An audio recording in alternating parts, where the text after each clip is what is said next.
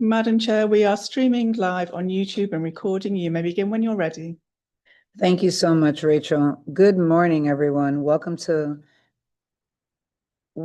our May 28th meeting for the Community Advisory Board. I'd like to call this meeting to order. My name is Nilisa Council, Chair of the CAC. I'd like to ask Theo if she will say the Pledge of Allegiance. Thank you so much. Pledge allegiance to the flag of the United States of America and to the republic for which it stands, one nation, under God, indivisible, with liberty and justice for all. Thank you, Theo. I want to remind all members that this meeting and all future CAC meetings are held in person, and it is important for all members to be here in order for us to have a quorum. Members of the public are still able to participate virtually, and we encourage them to do so. I'd like to also ask the members to please turn on your microphone before speaking and deactivate it after your remarks. This will help us ensure everyone is able to be heard by those in the room and online. At the May 14th MetroPlan Orlando board meeting, I told the board how glad we were to welcome the new members in April, and the board also approved the additional members. So today, I want to welcome Ms. Sheba West and Mr. Jay Fortune joining us for the first time, and ask them to introduce themselves briefly.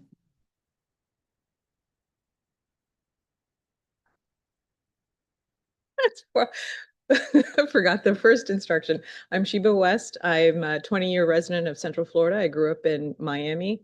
I joined the MetroPlan because of the needs of the young people in my community. I see the obstacles in transportation for them to get to work. And so this is why I'm excited to see the future of transportation evolve in our community.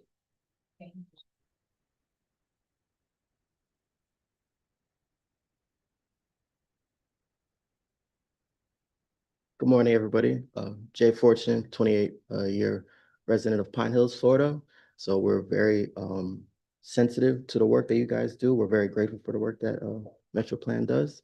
And I'm here to learn and to contribute to the conversation. Thank you.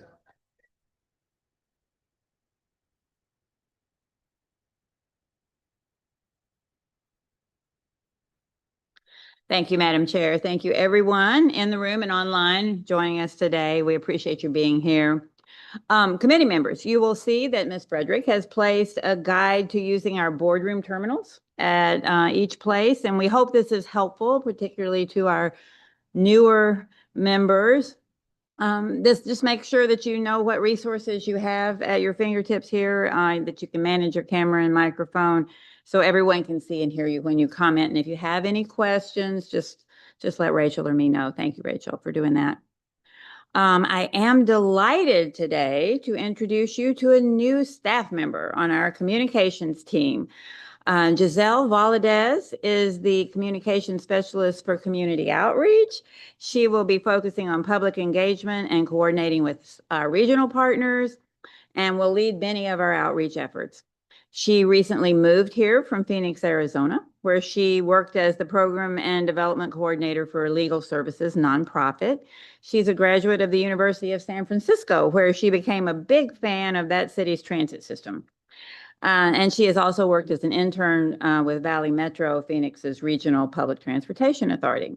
She says she's excited to join our team, and we are even more excited to have her. So please welcome Giselle. I wanted to give you a heads up that the MetroPlan Orlando office will be closed on Thursday, June 19th, in observance of Juneteenth. And also, I wanted to just mention briefly that earlier this month, several of us attended the FDOT Safety Summit in Daytona. And John will talk more about this later. But it was encouraging to see all the support for safety throughout District 5.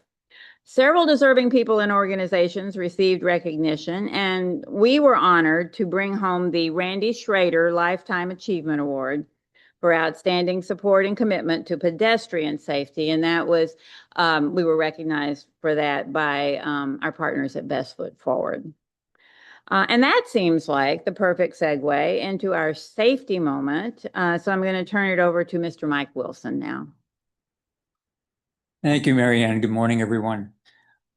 May is National Motorcycle Safety Month, and we've covered some of this before, but give a different angle to it this time around. We have over 200 fatal or serious crashes per year involving motorcyclists in our area. That has been dropping. It's down about 11% compared to pre-COVID levels, but automobile crashes dropped by about 30%. So motorcyclists unfortunately lagging behind in that.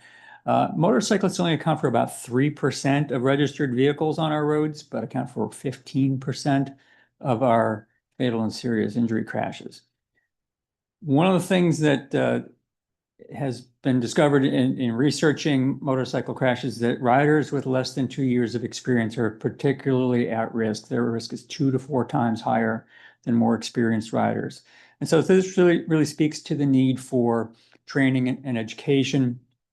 Locally, the Osceola Sheriff's Office hosts the Smart Motorcycle Safety Course. This is in addition to the motorcycle endorsement course that you're required to take if you're riding a bike with more than 50 cc. It's based on a lot of the skills that are taught to law enforcement who ride motorcycles. So you can see the website there. If anyone that you know, or if you are a motorcyclist who wants to freshen up their skills, improve their skills, ridesmartflorida.com is where you can get started. And that concludes my safety moment for this month. Be happy to take any questions.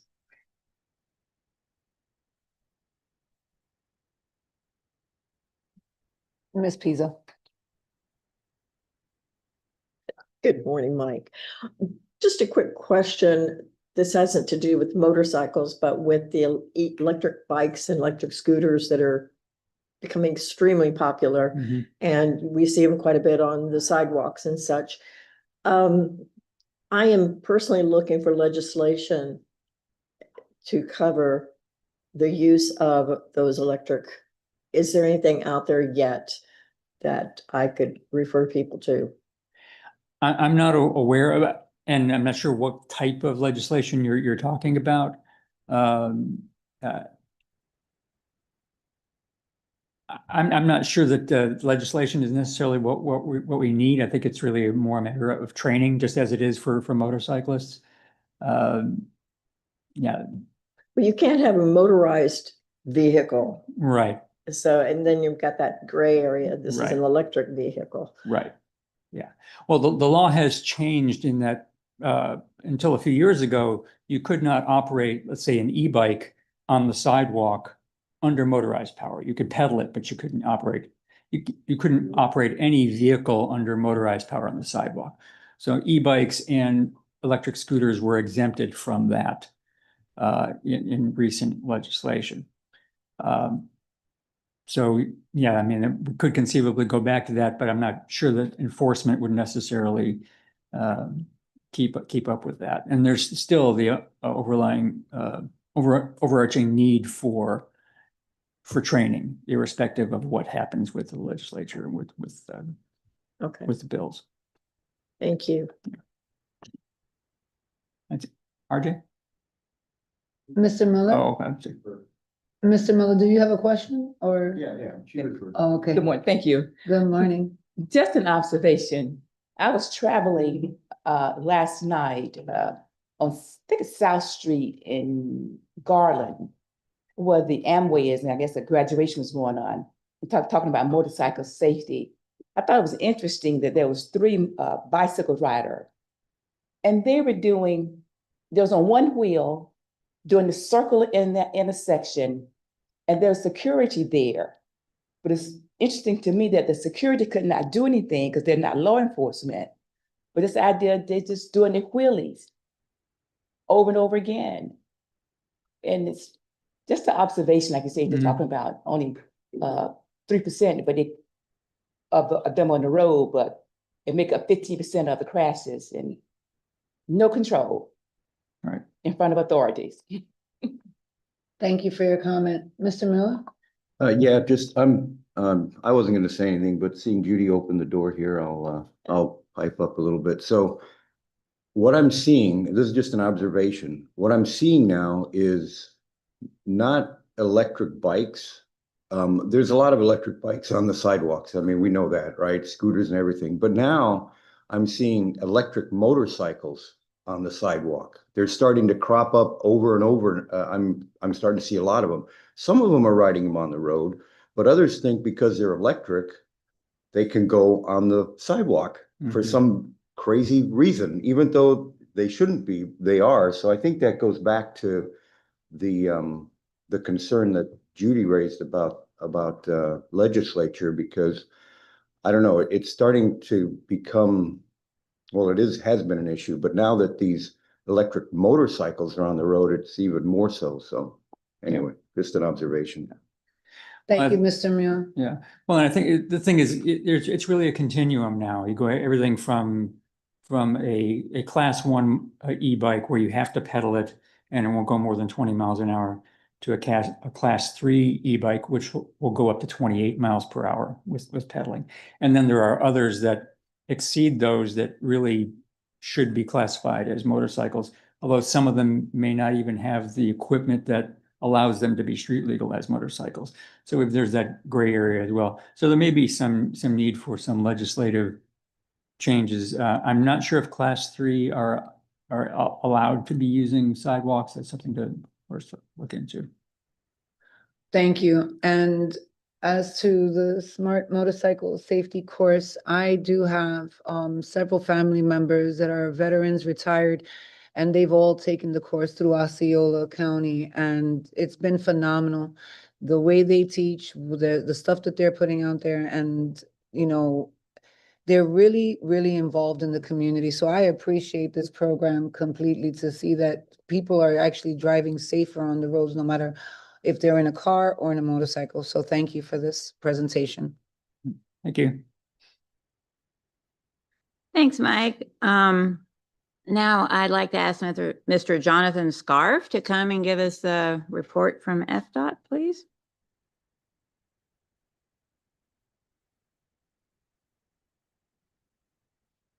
Good morning, Madam Chair, CAC members. Again, John Scarf. I'm the MPO Liaison Administrator here in District 5. I have a couple items for you this morning, and thank you, Mary Ann, for giving the update on the award that Metro Plan won. But I did want to point out, during the second annual safety summit, that is, before I get ahead of myself, I did want to point out a couple of the other winners that received awards in Seminole, Osceola, and Orange County. And these awards were presented by our Lorene Bobo and District 5 Secretary John Tyler. And so from Seminole County, we had Brenda Urias. She's the co-owner of Bicicleta Bike Shop in Sanford and the founder of Sanford Tours and Experiences. She's also a board member of the Bike Walk Central Florida, and she won the individual award for her work in fostering culture of hospitality and inclusivity in the cycling community. So the next award was the Children's Safety Village of Central Florida in Orlando, and they won the Partner Award for their work in preventing children injuries and fatalities through life-saving education and firsthand experience. And then finally in Orange County, or actually Orange County itself, won the Project Award for the University of Central Florida Pedestrian Safety Improvement Project, which made several improvements to create safer infrastructure for all users, including signalized mid-block crosswalks, upgraded LED roadway lighting, and a 10-foot wide pedestrian bike path. So I know that not everybody was able to attend, but I wanted to make you aware of those that won awards in your area. And the next item I'd like to talk about is I wanted to make this community, or this party, aware that District 5 has named Jim Strohs as the new Director of Transportation Development within District 5. And the Director of Transportation Development is a critical role within our headquarters there as it pertains to projects being planned and designed. So Jim has 19 years of experience within the department, and he previously served as the District Traffic Operations Engineer. So I wanted to put his name into your minds in case he directly who I work for, not directly, a few levels down, but make sure that you are aware that he is our new Director of Transportation Development. And pending questions, that concludes my comments this morning. Thanks, Jonathan, and thank you for reminding me. Jonathan mentioned the Children's Safety Village, which made me think I should tell you that the Metro Plan Orlando Outreach Team will be at an event out there this Saturday where they're having a family safety event, and we will be on hand talking about safety with kids and their parents. So, Thank you.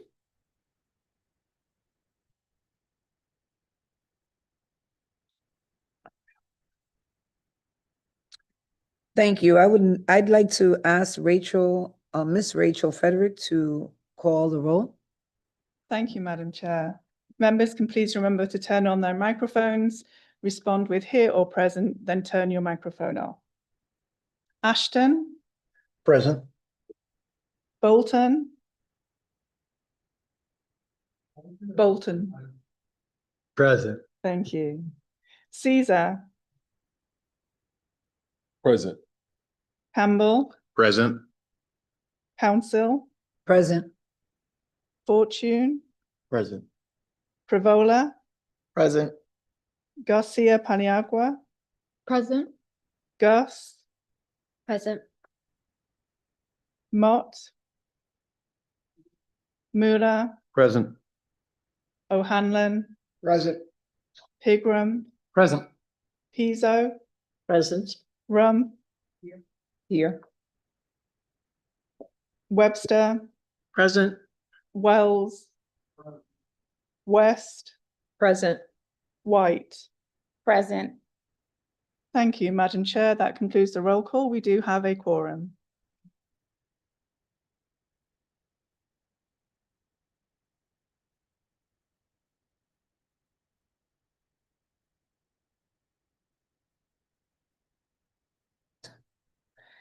If any members of the public wish to comment on and in joining us virtually, please use your raised hand function and you will be recognized. If you are joining us using your phone, only please dial *9 on your phone keypad to be recognized. Do we have anyone joining us virtually who would like to make a comment? There are no hands raised online, Madam Chair. Thank you so much. Do we have any members in the public attending in person who would wish to make a public comment? No comments received. Thank you so much. At this time, we will move to action items. We have 2 action items today. Additional information is available in your full agendas. The first item on the agenda will be to approve the minutes from April 23rd, 2025 CAC meeting. Are there any questions or corrections to these minutes? Teresa Mott, Madam Chair, I move to approve the minutes from April 23rd, 2025. Thank you, Ms. Mott. I second. Thank you, Ms. Pizzo. Are there any questions or corrections to these minutes? Is there a motion to approve, which I got from Ms. Mott and Ms. Pizzo? We have the motion and the second. Is there any discussion? This is a voice vote. All in favor, say aye. Aye. Are there any opposed? No. The motion passes. Our next item concerns amendments to the Transportation Improvement Program. Mr. Jason Sartorio will present the information. Jason, thank you. Good morning, Madam Chair and committee members. For all the new members, my name is Jason Sartorio. This morning, we have 1 tip amendment for you. Additional information regarding this amendment is located in section 2 of your agenda packets. The amendment is for the Edgewater Drive Complete Streets project, which is an existing project in the tip that is being segmented for construction. The amendment will add a -2 project phase for segment A, which is from Lakeview Street to Adair Boulevard. and would move some of the SU and local funds from the -1 phase to the -2 phase for construction. There is no new funding being added for this project. It's just simply shifting the funds. As mentioned earlier, you have some additional information regarding this amendment located in section 2 of your packets. With that said, unless there are any questions, we are asking for your recommendation of approval of the amendment. Thank you. Move approval. Thank you, Tom. Do I have a second? Second, Jeffrey Campbell. Thank you, Mr. Campbell. We have a motion and a second. Is there any discussion? This is a voice vote. All in favor, say aye. Aye. Any opposed? The motion passes. Thank you so much, Mr. Jason, and thank you for your presentation. We will now move on to our presentations. There are 3 today. Remember that we can always send questions to Ms. Horn, and she will contact the presenters and get the information and get the answers for us. Our first presenter, again, is Mr. Jason Sartoria. Again. Yep, thank you. So this morning I'll be presenting a preview of the fiscal year 2026 to fiscal year 2030 Transportation Improvement Program, which is also known as the TIP. In your agenda packets, you'll find a link to the draft document for your review. And the new TIP will be coming back during the June-July board and committee cycle as an action item. A little bit about the TIP. The purpose of the TIP is to identify all federal and state funded transportation projects in our region over the next 5 years. And in addition, we include partner funded projects in Central Florida Expressway projects for informational purposes. And the TIP is updated on an annual basis, with the 5th year of funding being consistent with the adopted prioritized project list, which was adopted in July of 2024. The TIP is broken down into several sections. It includes an introduction and overview, a list of regionally significant projects, financial summary by fund category. There's 11 project listing sections, which are on the left side of the screen. There's an abbreviation and acronym guide. There's reference to the adopted priority list and a systems performance report. Within the TIP, we have 383 projects with approximately $7.5 billion in funding. And over the course of this presentation, I'm going to highlight a few of those projects. So the National Highway System includes projects that add managed lanes and make interchange improvements on the interstate highway system, strategic intermodal system, and National Highway Freight Network. In our region, this mainly consists of projects along I-4. This year in the TIP, we have 23 projects along I-4 with approximately $2.7 billion in funding. And a few projects we would like to highlight. 2 of them are the Moving Florida Forward projects. One will be adding additional lanes along I-4 in Orange County from west of State Road 536 to west of State Road 435, which is Kirkman Road. The other one will be adding an additional lane in Osceola County along I-4 from west of County Road 532 to east of County Road 522. And in Seminole County, we have a project that will be adding lanes on I-4 from 1 mile east of State Road 434 to east of US 1792. And for more information on I-4 projects, please visit FDOT's website, movingi4forward.com, which is also linked at the bottom of the page. Now I'm going to highlight some truck parking projects. Truck parking is a high priority in the Metroplan Orlando planning region. And within the TIP, there are 5 truck parking projects with approximately $105 million in funding. A few projects we would like to highlight. In Orange County, we have the Sand Lake Road site. In Osceola County, we have a truck parking site on Osceola Polk Line Road. Also in Osceola County, the Turnpike has plans for a truck parking facility located at the Canoe Creek Service Plaza. And finally, in Seminole County, we have a truck parking site in Sanford. Next, we have the state highway system, which includes capacity improvements, intersection improvements, resurfacing, safety, operations, maintenance, and ITS investments on the state highway system. Within the TIP, there are 66 projects, with 723 million in funding. A few projects we would like to highlight. In the eastern part of Orange County, we have 2 projects that will add lanes and rehab the pavement on State Road 50. The first is from east of Old Cheney Highway to Chuliota Road, and the second is from Chuliota Road to State Road 520. In the Kissimmee area, we have an intersection improvement project at John Young Parkway and Pleasant Hill Road. And finally, in Seminole County, we have a project on State Road 434 that will be adding roundabouts at several locations between west of Jetta Point and south of Artesia Street. Now I'm going to highlight some complete streets projects. Complete streets projects include projects off of the state highway system, including urban corridor improvements, bicycle and pedestrian enhancements, and intersection solutions that improve safety, reliability, and accessibility for all users. Within the TIP, we have a total of 7 Metro Plan Orlando funded complete streets projects with approximately 25 million in Metro Plan Orlando transportation management area. We're going to use TMA, pretty common funding. There is also approximately 17.8 million in a combination of local and congressional discretionary grant funding on these projects. A few projects we would like to highlight include in the Audubon Park and Baldwin Park area of Orlando, we have the Virginia Drive, Forest Avenue, Corinne Drive Complete Streets project from State Road 527 to Bennett Road. In Castleberry, we have the Winter Park Drive Phase 1 from Marigold Road to Seminole Boulevard. And then in Kissimmee area, we have the Connect Kissimmee Complete Streets Phase 2.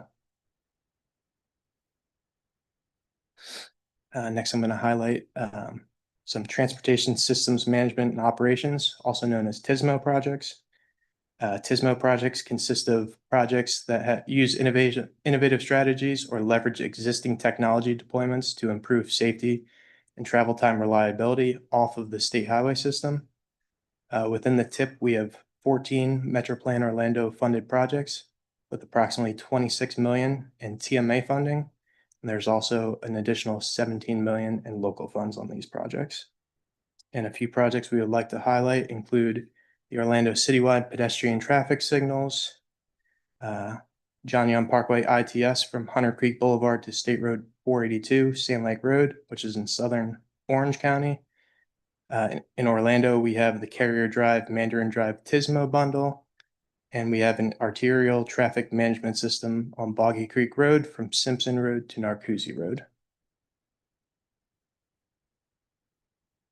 Next, we can go on to bicycle and pedestrian. These projects consist of standalone bicycle and pedestrian improvements like sidewalks and paved trail projects.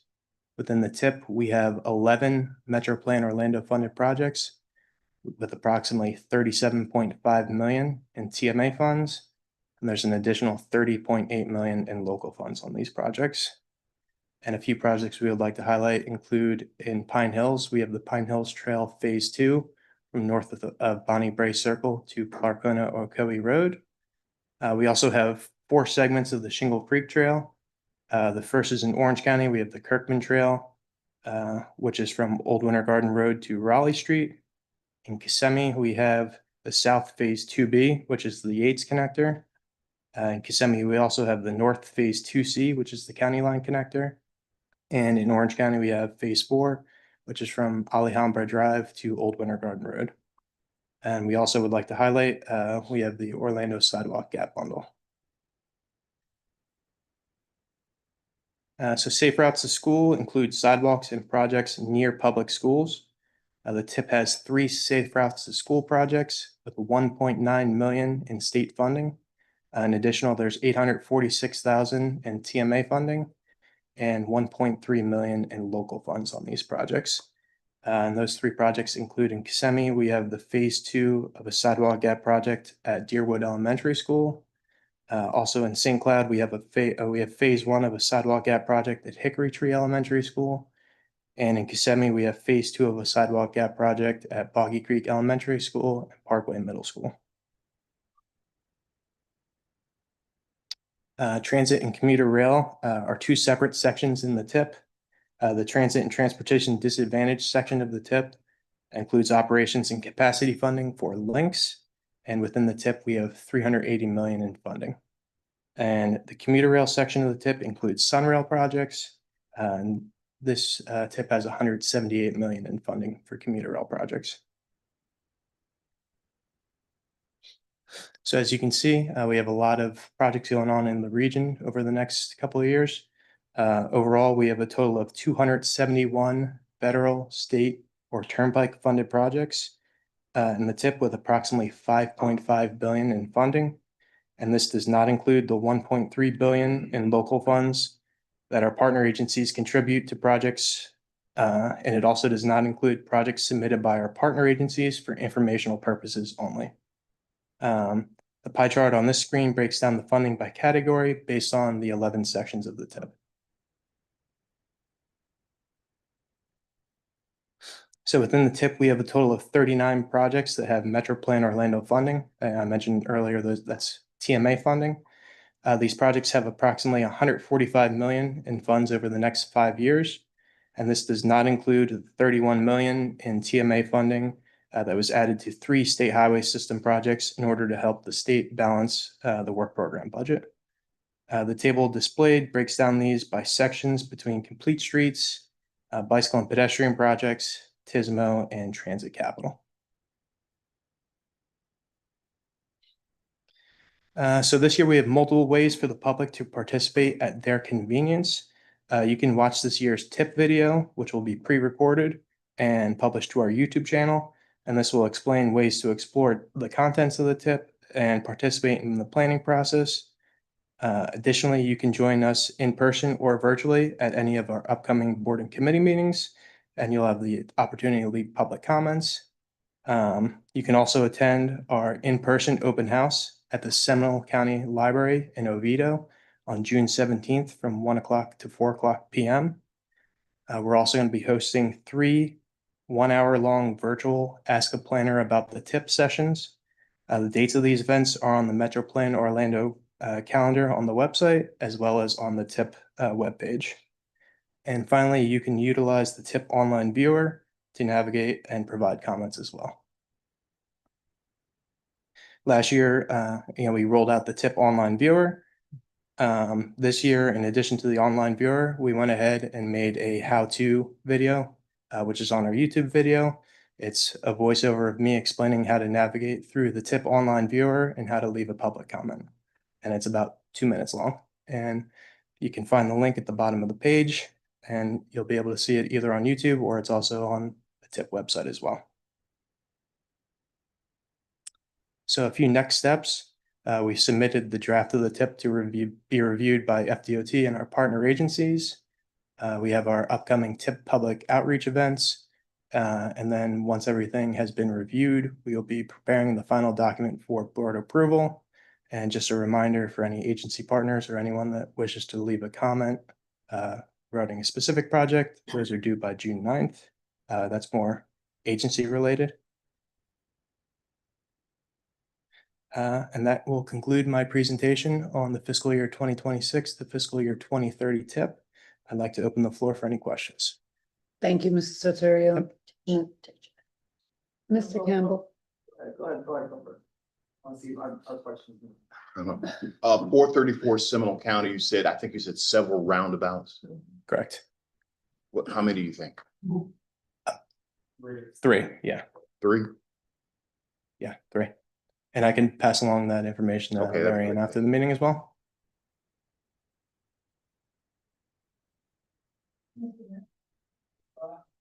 Sure. We had in April. How is this mirrored based on the groups, and how did the groups come about? Like at the end, what was the final outcome? Does this mirroring based on the exercise, or are we off, or where do we need to meet? So the exercise that we did in April, that'll be for the 2050 MTP. I'm just curious how far, I know it's that far away that we were doing it, but I'm just curious where we're at now with the adjustment and where we're at currently. Sure. So you're going to hear a presentation, 15, 20 minutes from Taylor specific about that. Okay. This document aligns with our 2045, our adopted long-range plan, which includes our board's existing funding policies. Correct. As soon as our board takes action and you take action later this year in December, next year's tip, next year's prioritized list. So next May, June, and July, you'll be seeing those updates encapsulated in these two documents. But these are annually adopted processes, both the Transportation Improvement Program and the prioritized project list. So these are based on our board's currently adopted policies. The discussions that Taylor has been leading you through will update in December, and then you'll see that incorporated in our future plan sets next calendar year. I'm just asking for where are we in currently where we are and where we were? Because in that meeting or in that exercise, there were so many different aspects and so many things going on. And currently we're set in this way and we want to change it for the future. I'm just kind of asking, are we aligned with what's happening and the Certainly. exercise and the message that we got, We have county consent. wise? Go back 2 slides. Or to the TMA slide. So if you look at this slide here, so this is again one of the pots of money, about $40 million a year, give or take. And if you look at that, how we were slicing the pie, everyone had their own opinions. But when we looked at the consensus, plus or minus a safety slice, and I think Taylor's going to talk about this later. We have a dedicated presentation on your agenda. We're pretty much close to where we're at today, plus or minus. So we're still in alignment, but we're at that, as Taylor has presented, we're at a natural inflection point in our long-range planning process. So these are short-term planning processes, but in our long-range planning process, we are updating that. But this is still alignment with our board's priorities and the feedback that we've received to date as well. I mean, the majority of our investment, again, off-state highway system, not on roadway capacity projects focusing on moving people safely, efficiently through non-roadway widening projects is the board's current policy. Okay, perfect. Thank you. Appreciate that.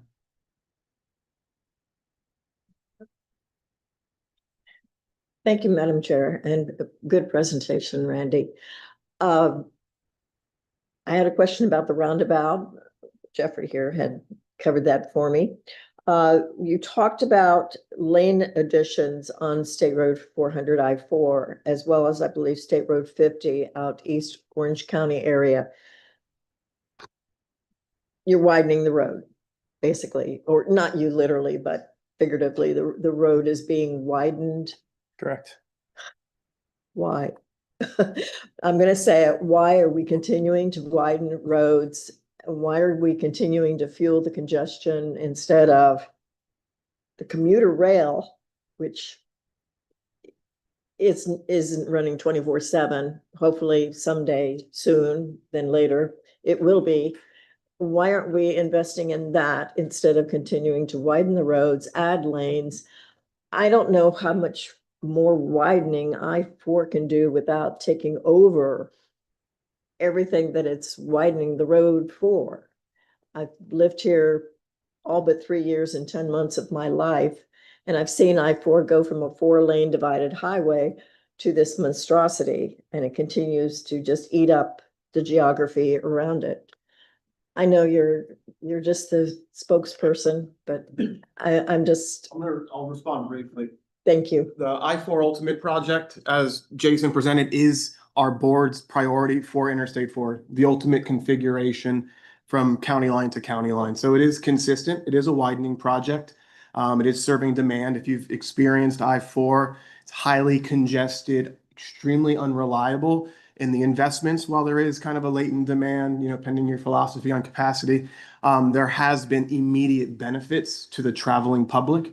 We're a growing region, 1,500 people a week are coming here. Not everyone who uses I-4, it's an interstate highway system, can travel on a commuter rail. Most of those trips are interregional, serving on an interstate. So it's a balancing act, but those projects are adopted in our law, have been high priorities in our long range plan and continue to be. So this is the implementation of those. Those are funded by new money that came and moving Florida forward, the governor's transportation initiative. So that's new money that came into our region for projects that would not have been constructed for decades absent those new revenues. So I understand your feedback. We'll ensure that's encapsulated, but I just do want to make sure everyone's aware those projects are existing and long-term priorities of the Metro Plan Orlando Board.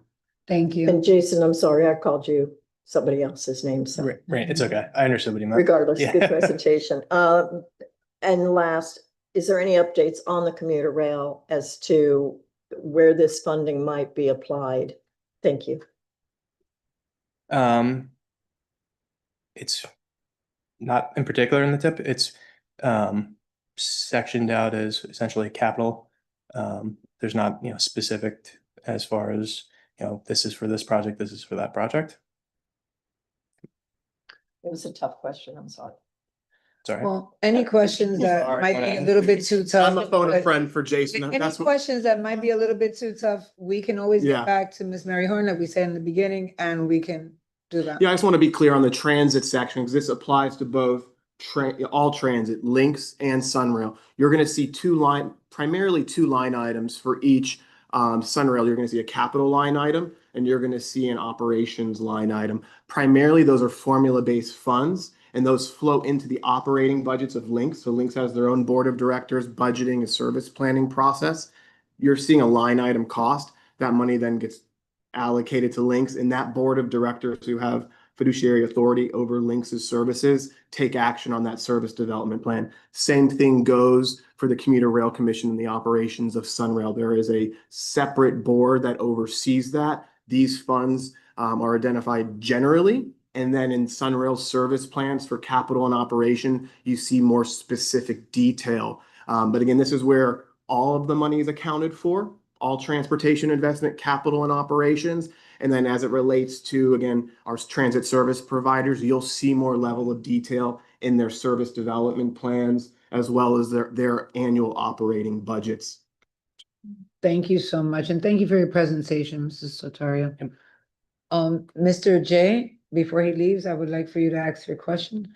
Good morning, And and good morning from I Pine do see Hills. Mr. Ryan. I had, if possible, I had two questions. The first question was regarding the roundabouts. How would an area, I guess, qualify? If you could educate me on how area would qualify for roundabouts, because I think roundabouts are great. I come from an area where we don't really have a whole lot of roundabouts, but when I look at the new development in like an area like the Canning district, which I think is that way towards Edgewater. a little Packing bit. district. Packing Yeah. district, excuse me. I see roundabouts. So I just wanted to get educated on how those three sites were chosen and like what the qualifications were for that. There would have been a PD&E and a design phase that where that would have been identified. And I can go ahead and forward Marianne some more information for you to kind of clarify some of that, as well as the process for how they are selected. Thank you so much. And my second question is regarding the Pine Hills Trail. Sure. In terms of like walkability, how are projects like that graded in terms of how much they're being used, how walkable these projects actually are? If I could ask. That is also a question that I can follow up with Marianne about. Yep. Okay, Mr. O'Hanlon? thank you. I'll jump to the roundabouts. I live there. This has been in the works for many years. The road really needs to be 4-laned. And with our joint meeting, we'll see whether or not this gets changed and the road gets 4-laned. However, even if it gets 4 lanes, the traffic circles will still stay there because they are phenomenal instruments for moving traffic safely. And I'm more than elated to see those things get put in. Truck parking. What type of chargers, electric chargers are going to be put into these truck parking places? That I do not know off the top of my head, but I can see if I can track that down for you. Okay.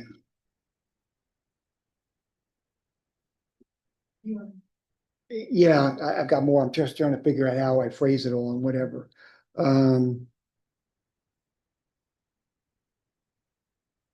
I think I'll save this for member comments. Thank you, Madam Chair. Do you mind going back to one of the previous slides? It's another pie chart. Just for me to better understand, is the order of the legend on the left by greater percentage, or so the 49 is the roads and highway? Is that correct? The 49 is I-4. The roads and highway are the gray, so it's the 15.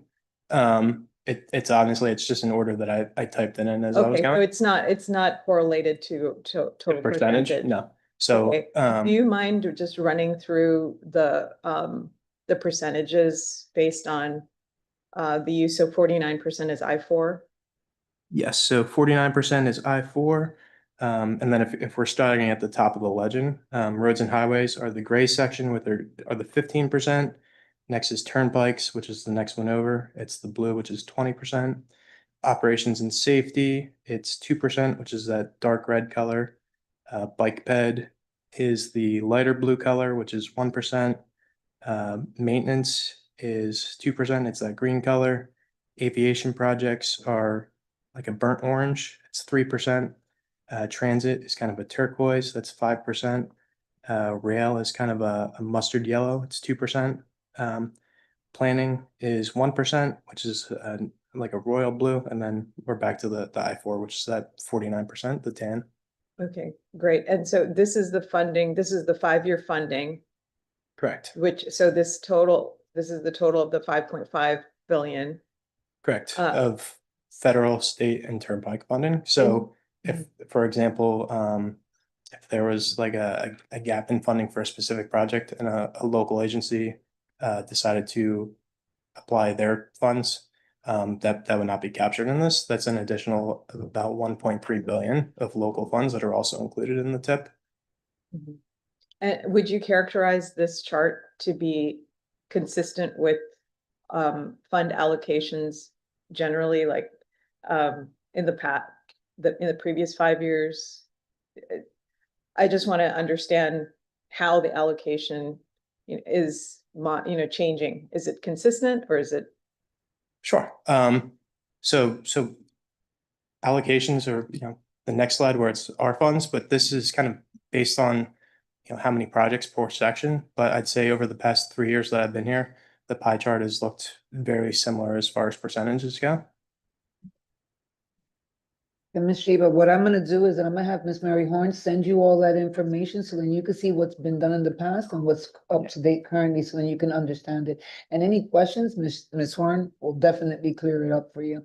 But I don't wanna stop you from saying or asking whatever you're asking. And also, obviously, with the Moving Florida Forward initiative over the past year or so, that added kind of additional funds that Alex talked about for I-4, that made that I-4 section slightly bigger than it would have been in the past. And so the completion of the Moving I-4 forward, is there a date? And I know, I'm sure I can be debriefed on that, but I guess it looks like a disproportionate, because of this new funding coming from the governor's office, it looks disproportionate. So I was just curious, when will I-4 be completed? That is probably a question for everyone in the region. We're sorry. Yeah. We all apologize. Well, I mean, I We know, all do. that's, well, Ms. Horn will get back to you on that. Yes, Ms. Horn will get back to you on that too, and she's gonna send you a nice memo.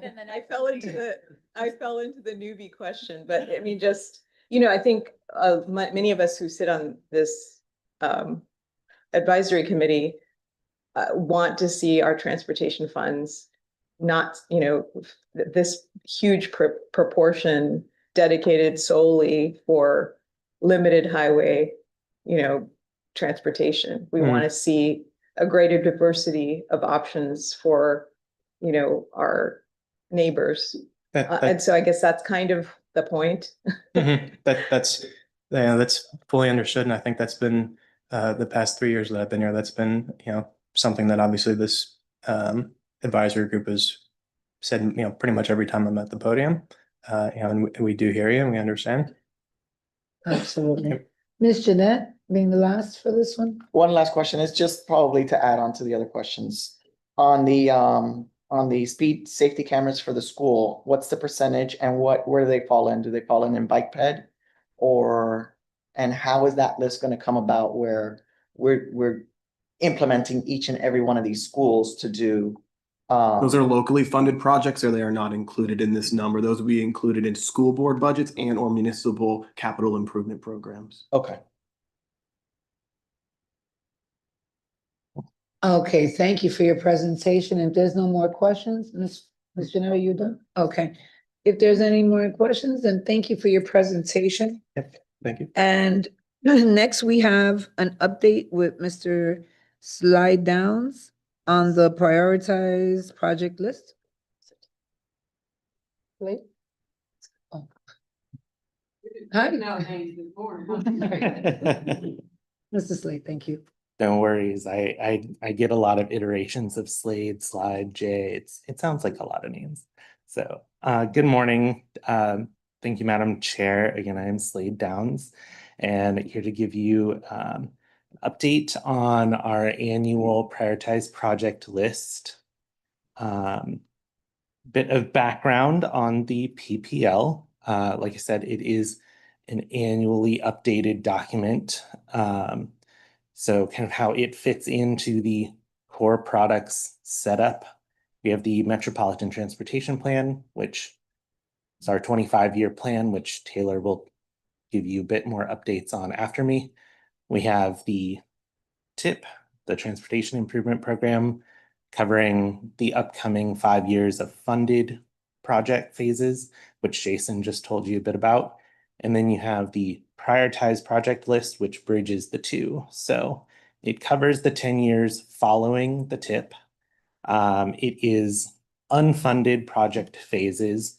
The purpose of that is to be like an on-deck circle, like, okay, this project phase, this design, this construction is coming up. So let's get our ducks in a row. Let's make sure we have the resources in place. So when that money becomes available, we can hit the ground running and get the project moving at the pace it needs to. So that is kind of how the PPL fits into our core product setup. This is a preview, so I encourage you all to please give in your feedback via email.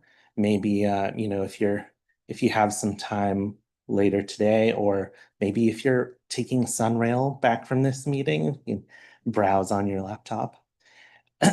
But all of that is to say that we welcome your feedback. So a bit about our approach to the PPL. We stay consistent with the Metropolitan Transportation Plan, where we've already established kind of the project needs, the cost, feasibility, and the cost forecasts. But once we get into the prioritized project list, that's where we kind of really start to look at the availability of funds, the readiness for each project phase, and that's kind of where the action happens in the PPL. We stay consistent with board policy and direction set out as part of the MTP process. It's a performance-based process and prioritization formula. It's all documented in Appendix B of the document itself. If you'd like to take a look at the nuts and bolts, of the formula itself. But the long and short of it is that the PPL helps us to deliver high quality projects to improve the transportation network in the region. So this is a list of the different funding programs and project lists you will see in the PPL. This is pulled directly from the MTP. So like the lists, just like the projects, this is how they are organized. I'm going to give you a very brief rundown on each of these over the next few slides, but each of these programs has kind of a one-page summary within the PPL, and I'd encourage you to go look at that, and then the full project list tables, which show all of the projects included in each of these lists. So first up, we have our interstate highways and strategic intermodal systems list. Our top priority here would be to build out the final components of Moving Florida Forward program, as well as those truck parking sites that Jason mentioned to play into our regional freight goals. If you want to find out more about this, it's on page 12, and the full list starts on page 25. Next, we have our state roads and state highways systems. These are our key priorities for, just like it sounds, our state road system, and kind of tracking how those phases move through the process of the PPL and through the TIP. You can find out more on page 13 and the full list on page 28. Next, we have our Complete Streets program. This and the next few lists that I'm going to be talking about are funded with urban area funds, meaning that they're at the discretion and the protocols of the policy set by the Metro Plan Orlando Board. It's that big pie chart we were just looking at during Jason's presentation. That is the next couple lists, how they are represented in the PPL. For Complete Streets specifically, you can find out more on page 15 and the full list on page 37. Next, we have our TSMO, it's Transportation Systems Management and Operations, kind of our transportation technologies section. You can definitely find out more about that, page 17, and then the full list of projects on page 39. Next, we have our pedestrian and bicycle infrastructure projects. Basically our multimodal bike ped trails, bike lanes, those sorts of things. You can find out more about that on page 20 of the full document and the full list on page 42. This is our school mobility and safe routes to school program. One kind of caveat to mention, this is different than the FDOT Safe Routes to School program. We've heard the feedback and we're renaming it to kind of clear up that confusion during the next MTP cycle. But you can find out more about this on page 21, and then the full list is on page 44. And then lastly, our regional transit projects. These are our key priorities for transit in the region. You can find out more about how that program works on page 23, and then the full list starting on page 53. So I know that was a little rapid fire, but kind of, again, I encourage you all to take a look at the full plan. And talking about next steps, I will be able to present this to the rest of our advisory committees and the full board to get feedback from all of those groups. And we'll take all of that feedback, incorporate it into a final draft to bring back to you at your next committee meeting. If you do have feedback, please try and get it in by June 9th. And it's a quick turnaround, but we have to bring it back through the entire committee and then get it in front of the board again exactly a month from that date. So if you could get your feedback in by then, it would be appreciated. And you'll hear more about the final version at your next meeting. And with that, I'd be happy to take any questions. Thank you.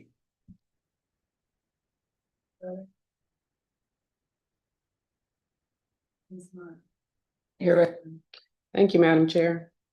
Great presentation. You mentioned that there was a confusion with, not confusion, you mentioned that there were two different safe walks to school programs. You said it differed from the Florida DOT. Can you share what were some of the issues surrounding the confusion, please? Confusion's probably not the best word. Okay. How the funding programs identified in the 2045 long-range plan is a supplemental funding. So currently there's a DOT has a Safe Routes to School program. It's a program where local schools, principals actually work with local government agencies and apply for state funds. I believe there's less than $10 million for that program statewide. We've been very lucky. Our region, Osceola County, as well as Orange County, have pursued funds. So we've really gotten more than our fair share of that program. But what we've seen over the past years, because that's such a limited and constrained program, if there is a shortfall, then there is no safety net for that project. So what we did as part of the 2045 plan was set funds aside to cover those shortfalls, to make sure that those critical sidewalk those safe routes to school would not be jeopardized. So that's where we set that money aside to minimize confusion as it relates to that. So it was like a boxed fund that we've leveraged. I think you saw in Jason's presentation, there's $1.9 million of state safe routes to school dollars. There's 850,000 of Metro Plan Orlando transportation management funds, in addition to about $1 million of local funds. So it's leveraging a limited resource with other funding sources. Thank you. That concludes my question. Thank you. And I have to tell you, I'm a part of the project for Deerwood Elementary. And that was a beautiful project. That sidewalk is amazing to see children and families and grandparents walking on it safely. To me, it is worth sitting and coming all the way over here every month. Thank you so much. And thank you for your presentation. If there's no more questions, and finally, thank you so much. Thank you. And finally, we have Miss Taylor Laurent on her 2050 Metro Plan Transportation Plan. Thank you, Lauren. Thank you. Good morning. So following the theme of our core products presentations today with TIP with the short range plan, the PPL, our mid-range plan, here I am with the future look of what comes with the 2050 long range plan, our Metropolitan Transportation Plan, or MTP. So additional information about the development of this project and its ongoing status is included in your agenda packets under section 3, and that does include our most recent public engagement reports as well. But just to dive right in, following up on our status updates from last month, the coordination with our transportation partners about those planning consistency lists. So what you heard from Jason is those locally funded projects that are included in our TIP per reference. We also include those projects and any longer lead items, again, 25-year plan, in our long-range transportation plan for that planning consistency. So there's one place of truth to be able to see what those plans are throughout the region, so we can keep in mind what the future goals and development areas for our region are. So that is ongoing. And then that 2050 MTP needs dashboard. So what are the next generation of projects? What are those transportation needs over the next 25 years that are eligible for Metro Plan Orlando funding? We're still working on that interactive dashboard. We're going to be recording a how-to video within the next week or so, and then it's going to be up online for people to be able to use and see what those projects are at this point in time. And then following up on our funding policy discussion from your last meeting, a little bit of the questions that were asked today. We've received a few other questions about the different types of funding that are included within our 2050 plan and what transportation projects can be funded with those and how they fit into the plan itself. So today we're going to be briefly highlighting the 4 primary types of funds that will be represented within the 2050 MTP and what those dollar values look like, both on the 25-year, 20-year planning horizon, what that really means on an annual basis, and then explain where our funding scenarios fit in. So where does that funding policy fit into all of this money talk? So there are 4 primary types of funds or buckets of funds, if you'll go with my metaphor for today, that are represented within the 2050 MTP. The largest by far is the federal and state funds used for the state highway system. That represents about $1 billion over a 20-year planning horizon. So the projects that are eligible to receive those types of funds include roadway widenings, urban corridor improvements, new road construction, operational solutions, active transportation projects, and other projects like that. That's not an exclusive list, but limited to the state highway system. The next kind of group of funds are federal funds used for other roads, for other state highway system priorities. This represents about $184 million over the next 20 years. And these projects are selected collaboratively between the state and the Florida Department of Transportation and the Metropolitan Planning Organization. For us, that would be us here at Metro Plan Orlando. The third bucket are federal funds for Metro Plan Orlando or other MPO priorities. This represents $683 million over the next 20 years. And project eligibility to be able to receive those funds is based on our MPO funding policy as voted upon by the board. And we'll circle back to that topic in a little bit. And our last bucket here are federal funds for transit, and this represents $383 million over the next 20 years. These are formula funds that are allocated directly to the Regional Transit Authority based on their annual reporting and performance. So looking at a 20-year planning horizon, these are astronomical numbers. A little hard to understand what we can do on a day-to-day basis. So we're going to look at those annualized estimates. So for that state highway system bucket, that comes out to about $54 million per year. That other roads is just shy of $10 million, so at $9.2 million per year. For Metro Plan Orlando project priorities, that equates to about $34 million per year. And those federal transit funds, $19 million per year. So all of these different funding types are going to be represented within the 2050 MTP. However, again, Metro Plan Orlando only has the funding authority over that blue bucket for federal TMA funds. So from Jason and Slade's presentations, they both showed this in different ways. So when I'm referring to that funding authority, that's a direct nod to that funding policy. So the pie chart of what should we be using our money for. So within this particular bucket, this existing funding policy was established in the 2045 MTP and what we've been enacting ever since then. So that was done in 2020. So that's influencing the TIP, the prioritized project list, as you saw them today. And this funding, this pie chart represents basically sub buckets or boxed funds within the overall blue bucket to subdivide the MPO funding to implement transportation improvement projects.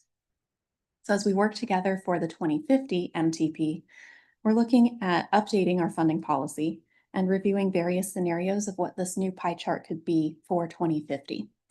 And the new policy, whatever it turns out to be at the end of this process, will continue to apply to this single blue funding bucket for Metro Plan Orlando TMA funds. So as we look to 2050 and what could that new policy be to apply to this funding, at our last meeting, we talked about what those changes could be. So the feedback we've received both from the summit, our conversations last month, we're looking at implementing those recommendations from you all right now. So taking what we've learned and making those actions to bring back to you for your meeting next month. So our team's been working diligently to implement those, the feedback that we received.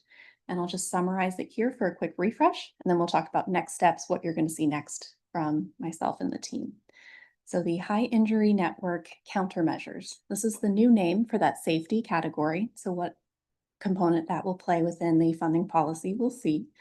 We're going to be evaluating options that either include this category, because we are seeing some wide support for it, but also a scenario that potentially looks at removing that category and seeing how the projects play out if they're recategorized to other sections.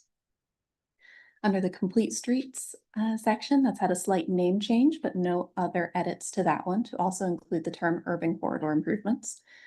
The TISMO section is going to be evaluating different options that either include or exclude a intelligent transportation systems, an ITS sub-bucket or boxed fund within that category.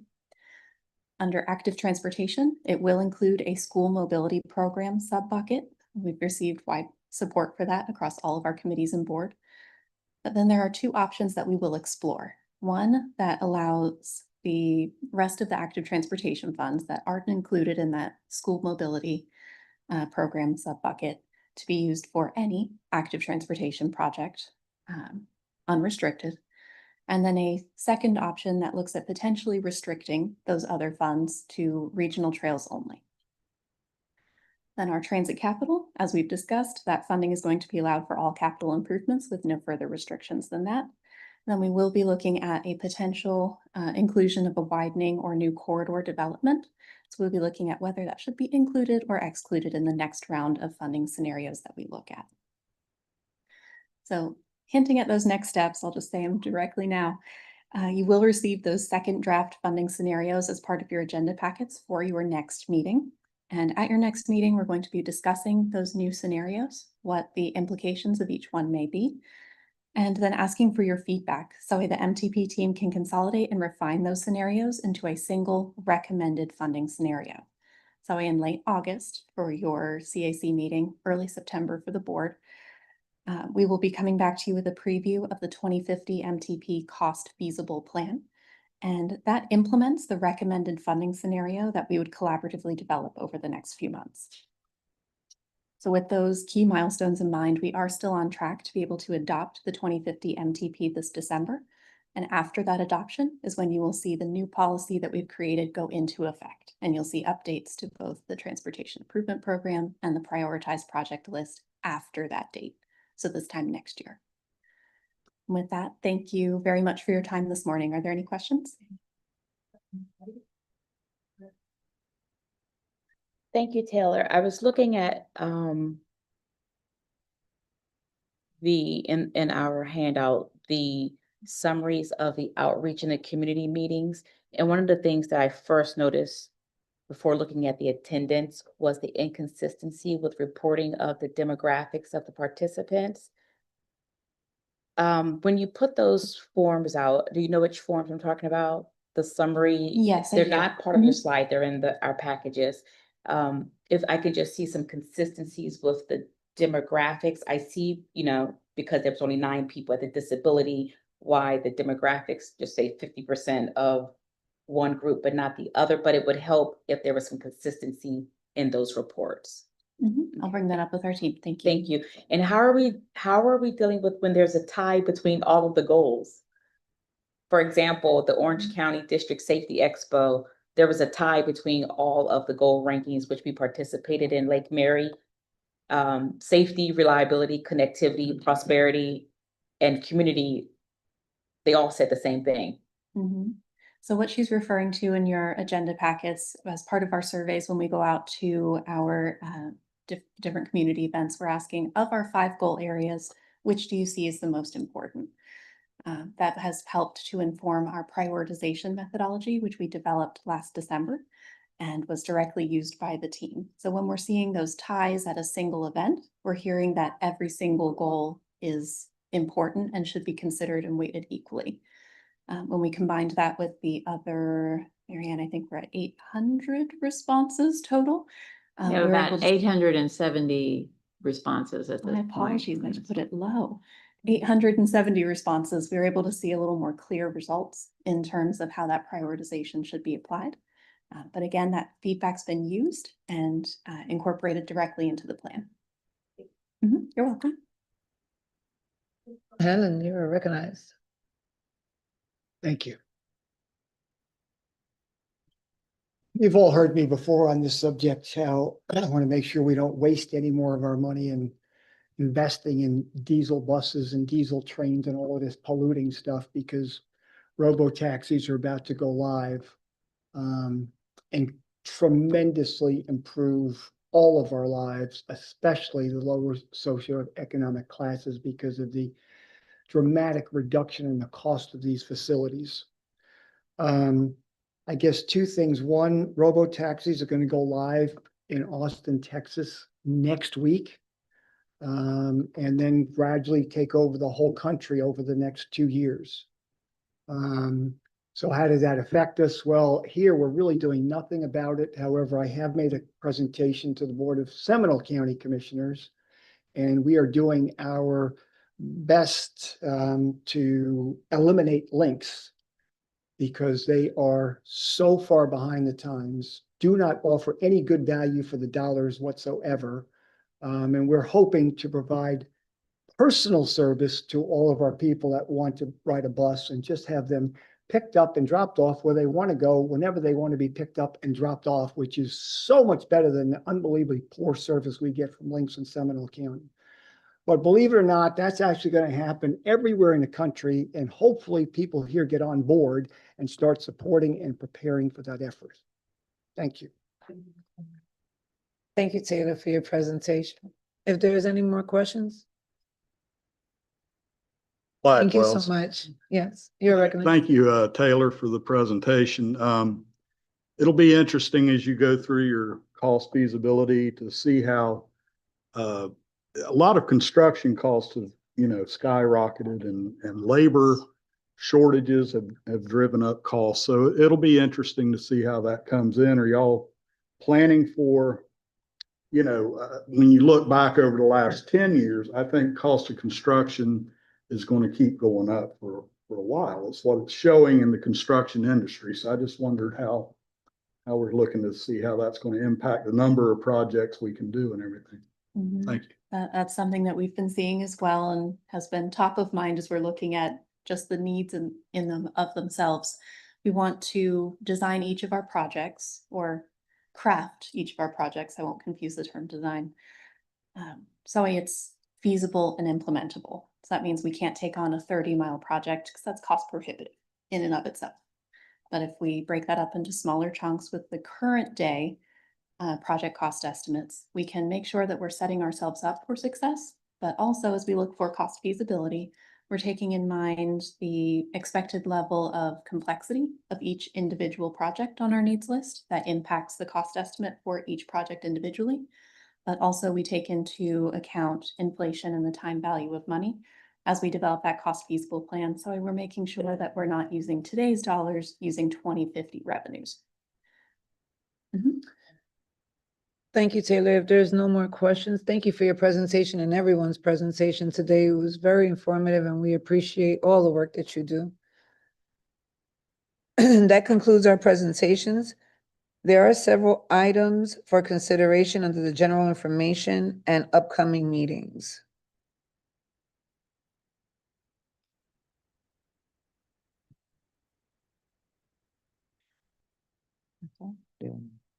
No, just that they're there. Okay. We now are at members' comments. Are there any committee members who have any final comments?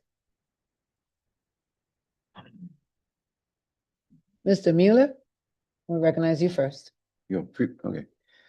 I'd like to, somebody mentioned the UCF project earlier, and I just want to commend that project. I use that 10-foot pathway along LFA a lot, and it's great. So hopefully that'll help stop some accidents there.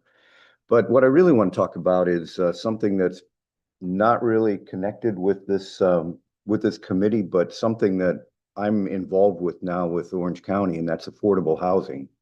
And it may seem strange that I'm talking about this in a CAC meeting with transportation, but what drives transportation? It's people, right? And people drive transportation needs. Well, developers build for people, okay? And developers pay impact fees for our roads. Government approves developer projects like the BCC or whatever, and many of these projects are car-centric. They haven't got it in their head that this is not how we should be building going forward. So, and mass transit doesn't go into subdivisions. That's why Lynx doesn't work, that you referred to yet. Okay, yes, you made robo taxis, but that's another subject. The average home price in Orange County is $475,000. An average income in Orange County is $75,000. That means that a family can actually afford a $245,000 home. That's it. They can't afford a $475,000 home. So, and Orange County has a 30,000 house affordable housing problem. Okay. They build 100 units here, 100 units there to help people, but it doesn't fix anything. The fix starts with committees like this and the BCC and other affordable housing type committees. And that's why I'm preaching to you right now. And I'm actually preaching, okay?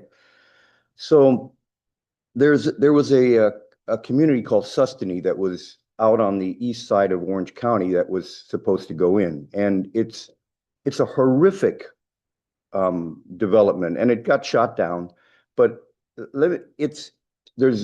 there's low density because it's in the rural area, and the rural people are beating up the developer for low density. There's no commercial. They said can't have commercial. It's 2 miles away from the nearest shopping center. It's the houses are 600,000. You know, it's everything is wrong with this community. Every single thing is wrong with it. And so what's going to happen is the developer pays the impact fees, but then Chiliota Road has to get widened. Do they pay for that down the road? Nope. They don't pay for it. We pay for it, the taxpayers. So we wonder why mass transit doesn't work.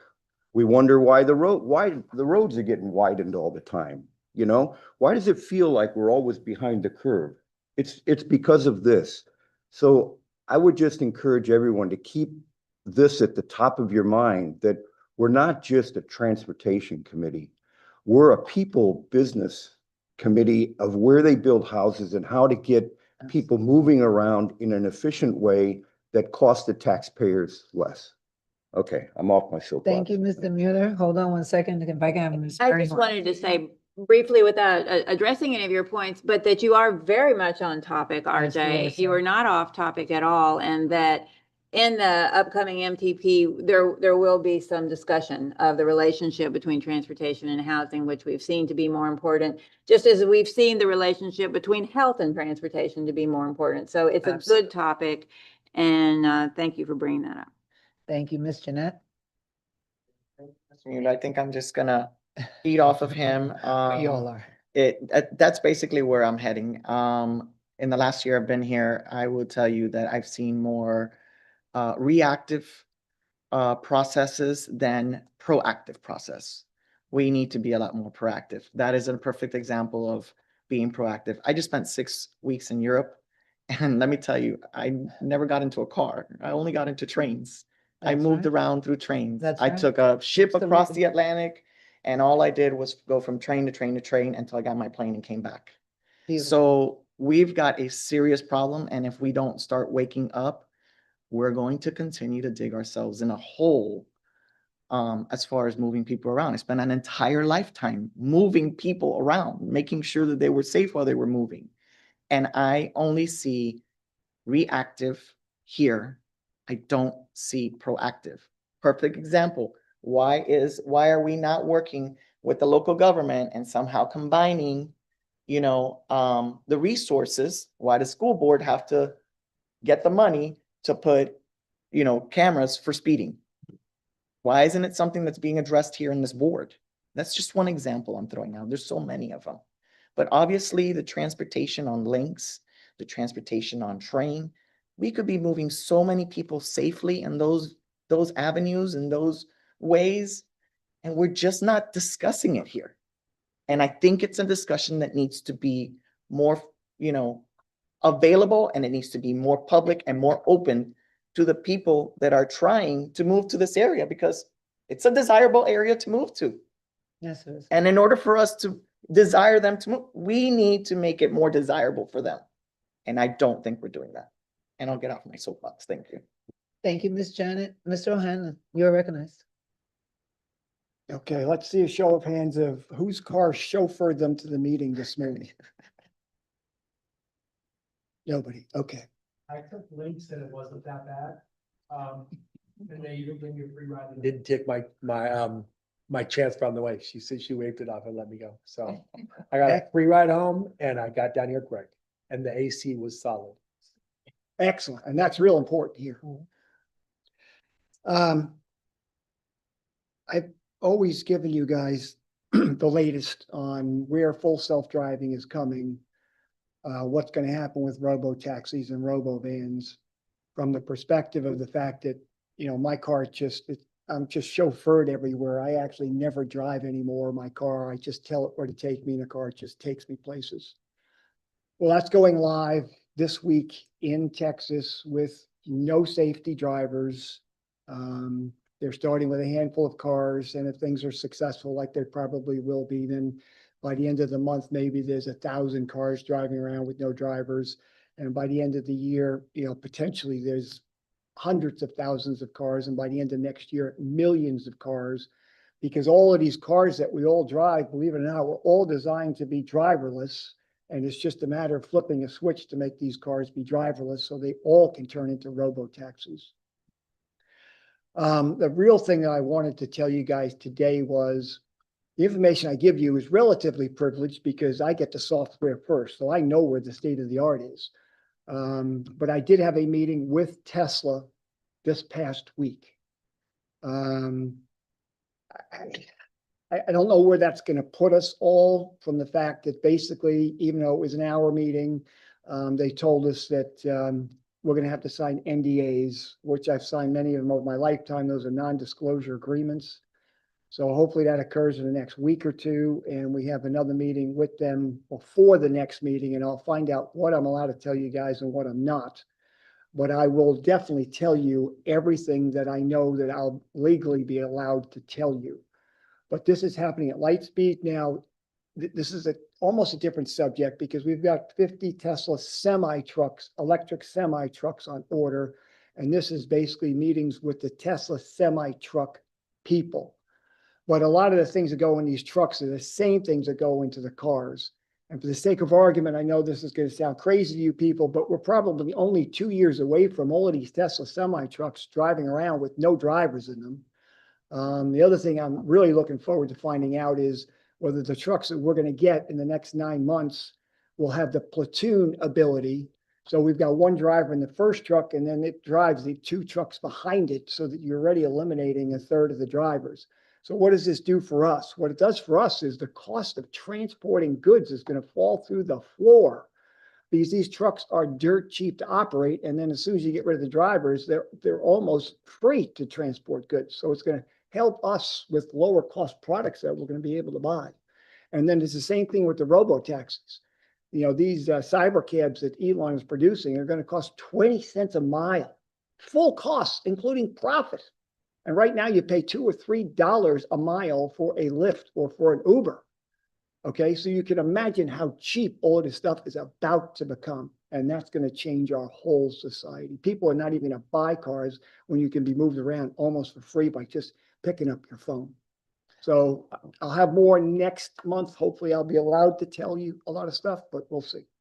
Thank you, Mr. Hannan. We appreciate your input and your feedback, and we understand that you are involved, highly involved. So to come back and give us this information, we appreciate you. I see everybody's board still up. Is everybody's question except for Ms. Pizzo? And I'll close out with you before I finish. Okay, I'm closing out. I want to tag on to Ms. Pravola, having spent some time in Europe as well and a couple other little countries. We are so far behind, and it is frustrating for me. Am I almost 4 years on the board now? 3 years? I've been on the board a little bit. We're an advisory board. We advise, and it seems like we consistently advise. Why are we widening roads? Why are we building more roads? Why aren't we looking at alternatives? Why aren't we investing more into transit? Why aren't we looking at those things? Why aren't we investing more into the bike ped? When we looked at that pie chart, we saw how teensy weensy the little slivers of the pie were for the transit and for the pedestrian. For me, that's very frustrating. For me to see almost 50% going to I-4 and I'm sorry we laughed. I remember when, I guess, showing my age, I remember when I-4 was built. 2 lanes divided highway, or 4 lane, excuse me. Mr. O'Hanlon and I are on a similar page. Autonomous vehicles are on the horizon. We'll see them coming to fetch us and then taking us to wherever we want to go. How soon or quickly that will happen, I don't know. How will that impact our roads? How will that impact surface parking? We won't need surface parking because we won't be parking a car. We'll be dumped out and car will go pick up somebody else. So there's a lot that's happening, and we do comment, we do see it. And I hope that you don't get discouraged and that your passion, that you're here and you continue to advise. Thank you. Thank you, Ms. Pizzo. And I want to piggyback on a couple of things here. Mr. Mueller, I love what you're also involved with outside of what you do here with us. I as well am a very big advocate for housing and affordable housing in my community. For over 8 years, I've sat as chair, vice chair to the advisory boards, and now I sit as the current chair for the NAACP's housing board.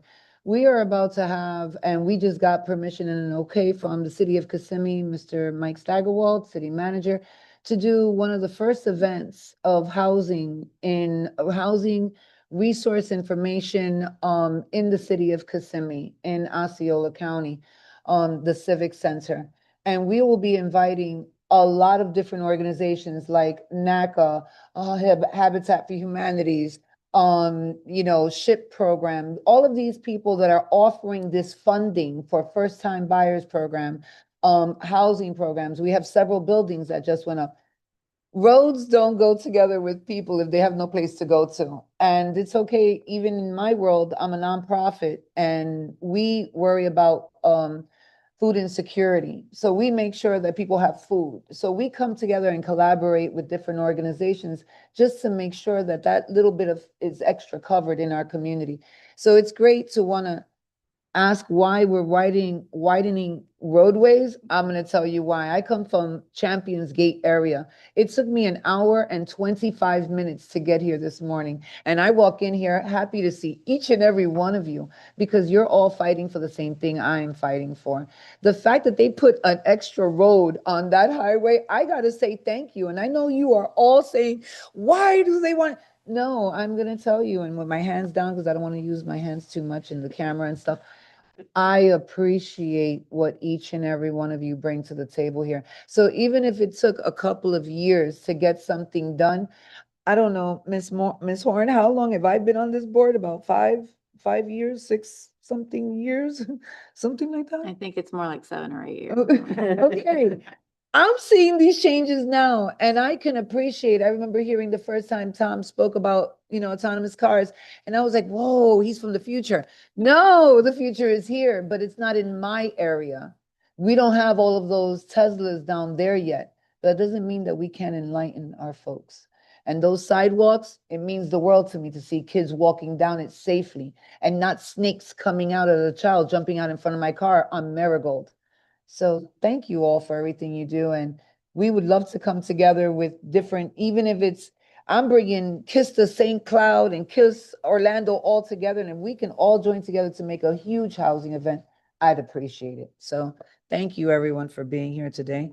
And if there's anybody has any other member comments? Okay. Okay, so are there any committee members? Well, we did that already. This brings us to a second opportunity to the public comments. Comments heard at this point in the meeting are more general and natural and similar to the first. Comments may be made in person or online. Do we have any? No hands raised online, Madam Chair. Thank you so much. Members of the public joining us virtually who wish to speak will use their raise hand features on the Zoom screen. If attending by phone, you can hit *9 and raise your hand and request to be recognized. When you're called, staff will unmute your microphone and will ask you to state your name and contact information for the record. Is there anyone online wishing to make a comment on these action items? No hands raised online, and I've received no comments from the room. Thank you, Ms. Rachel. Is there anyone in public wishing to speak in person at this moment? No comments received. If there's no further business, our meeting is adjourned, and thank you all for being here today. Damn, we're winding up. We're winding it. Intense.